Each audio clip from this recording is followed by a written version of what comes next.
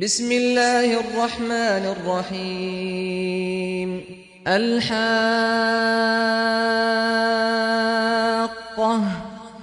ما الحاقة وما أدراك ما الحاقة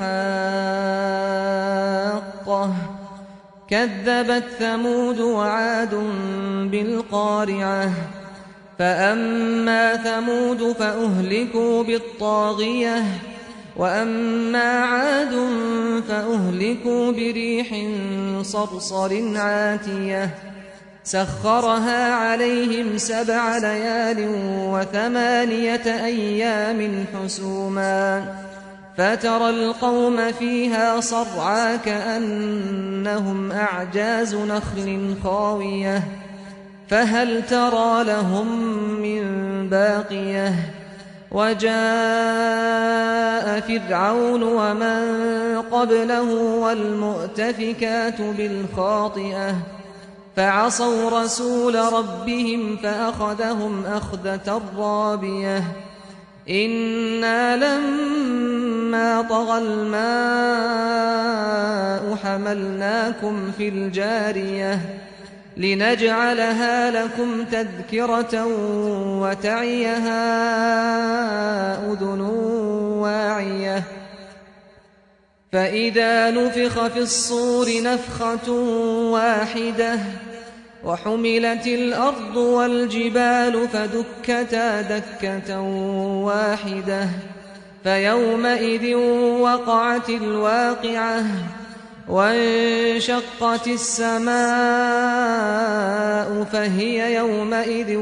واهية والملك على أرجائها ويحمل عرش ربك فوقهم يومئذ 8 يومئذ تعرضون لا تخفى منكم خافية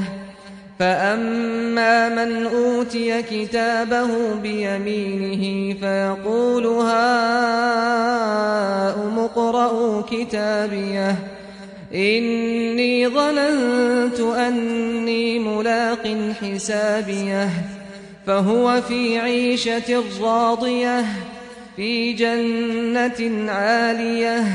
قطوفها دانية كلوا واشربوا هنيئا بما أسلفتم في الأيام الخالية وأما من أوتي كتابه بشماله فيقول يا ليتني لم أوت كتابيه ولم أدر ما حسابيه يا ليتها كانت القاضية ما أغنى عني ماليه هلك عني سلطانيه خذوه فغلوه ثم الجحيم صلوه ثم في سلسلة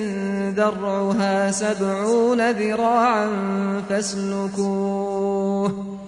إنه كان لا يؤمن بالله العظيم ولا يحض على طعام المسكين فليس له اليوم هاهنا حميم ولا طعام إلا من غسلين لا يأكله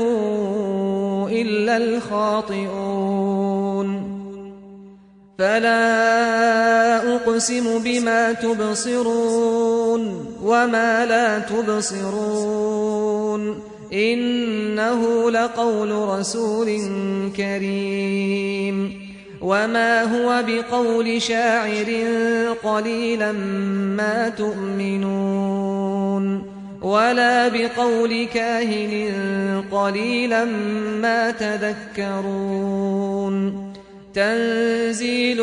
من رب العالمين ولو تقول علينا بعض الأقاويل لأخذنا منه باليمين ثم لقطعنا منه الوتين فما منكم